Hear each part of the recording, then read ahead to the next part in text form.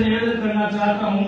स्वामी विवेकानंद के रूप में आज इस देश की सेवा कर रहे प्रधानमंत्री जी, जिनका नाम भी नरेंद्र जी मोदी है, विवेकानंद जी के रूप में युवाओं का प्रेरणा स्रोत जो अभी 5, 6 और 7 तारीख को जयपुर आए थे, सभी विधायकों से 1 to 1 जब परिचय हो रहा था तो मुझे गर्व के साथ जब मैंने कहा कि माननीय प्रधानमंत्री जी, मैं उस धरती से आता हूँ जहाँ पर स्वामी विवेकानंद जी का आगमन हुआ, उसको विवेकानंद नगरी कहते हैं, जहाँ पर एशिया का इतना बड़ा प्रोजेक्ट है जो एशिया का सबसे सेफ प्रोजेक्ट है और 200 वर्ष का वहाँ पर अभी निर्माण बाकी है।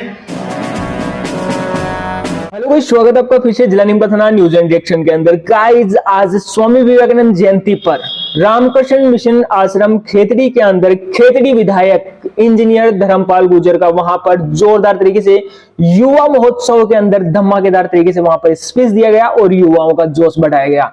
आइए देखते हैं इस स्पीच के अंदर इंजीनियर धर्मपाल गुर्जर के द्वारा क्या निवेदन करना चाहता हूँ।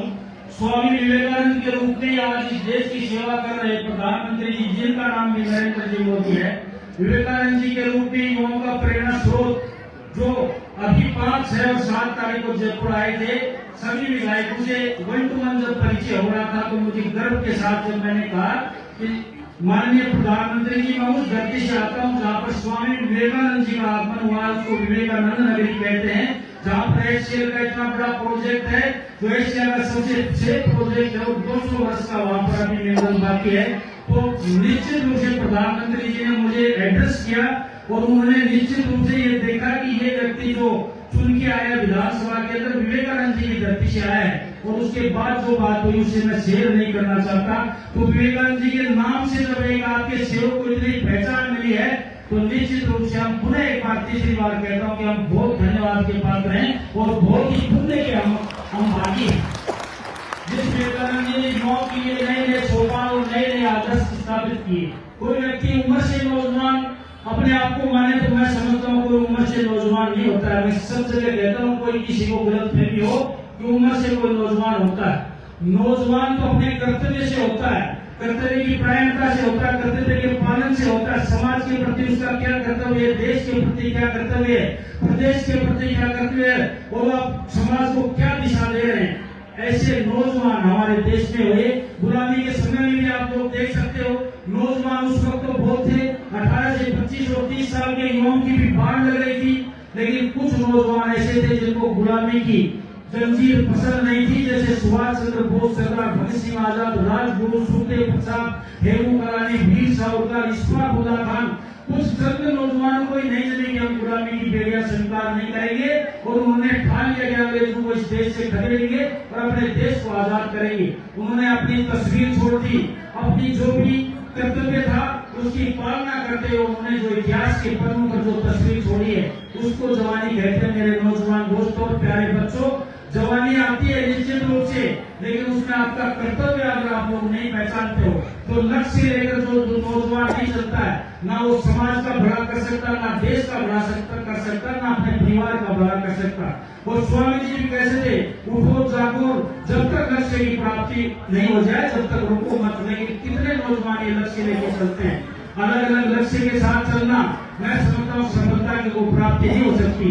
जब आदमी दृढ़ संकल्प कर ले, दृढ़ निश्चय कर ले कि मुझे ये काम करना है और मुझे इस मंजिल तक पहुंचना है, तो निश्चित रूप से भगवान उसको साथ देता है। उसका साक्षात उदाहरण आपके सामने मैं खड़ा हूँ। कितने वर्ष से राजनीतिक संघर्ष करते हुए लक्ष्य किया था कि एक दिन खेतड़ी के सेवक के रूप में राजस्थान की विधानसभा में जाऊंगा और आप लोगों ने आशीर्वाद दिया। वो लक्ष्य मुझे कई वर्षों बाद प्राप्त हुआ। उस बात का मैं ये नहीं कहता कि मैं बहुत महान व्यक्ति हूँ, लेकिन एक उदाहरण आप देख सकते हो, जो व्यक्ति ने पूरी जवानी आपकी सेवा के लिए लगाई हो।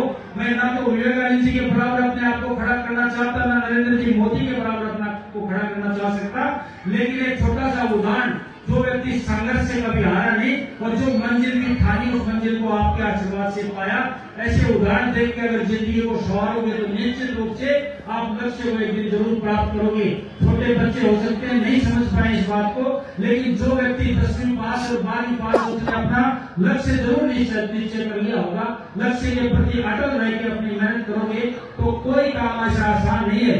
और अंत में मैं इतना कह सकता हूँ, कई लोग भाग्य को दोष ठहराते हैं। जब आपका प्रयास आपके भाग्य से ज्यादा हो जाता है तो आपकी किस्मत को बदलना पड़ता है। ये मैंने आपकी निजी जीवन में भी देखा है और सार्वजनिक जीवन में भी देखा है।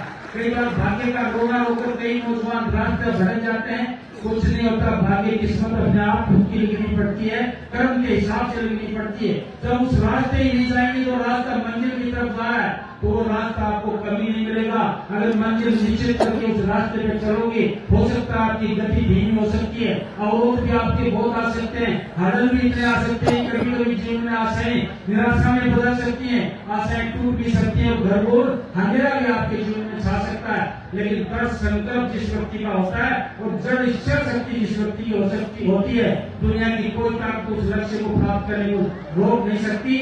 इस निवेदन के साथ उन्हें एक बार इस मार्मिक कार्यक्रम में और इस इतने अच्छे जानदार और शानदार कार्यक्रम में मुझे आपने बुलाया है। मैं इतना बड़ा और व्यस्त व्यक्ति तो नहीं हूँ, लेकिन चुनाव का थोड़ा ही समय हुआ है।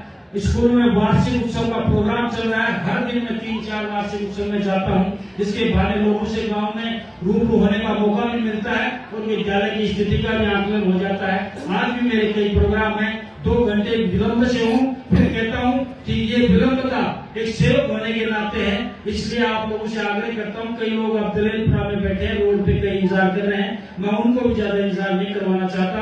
निश्चित रूप से आपके बीच में आके और कलेक्टर महोदय की उपस्थिति में, स्वामी जी की उपस्थिति में, गुप्ता जी की उपस्थिति में बड़ा अच्छा लगा। आपसे निवेदन करता हूँ, मिशन के लिए मुझसे जो भी बन पड़े, जितना बन पड़े, स्वामी जी जो आशीर्वाद करेंगे, मैं केंद्र सरकार से और राजस्थान की सरकार से निवेदन करके कराने की कोशिश करूंगा। गाइज, आपको हमारी लेटेस्ट अपडेट वीडियोज आपको अच्छी लग रही हो तो प्लीज चैनल को लाइक, शेयर और सब्सक्राइब जरूर करें। मिलते हैं जल्दी ऐसी नई लेटेस्ट अपडेट के साथ, तब तक के लिए जय हिंद, जय भारत।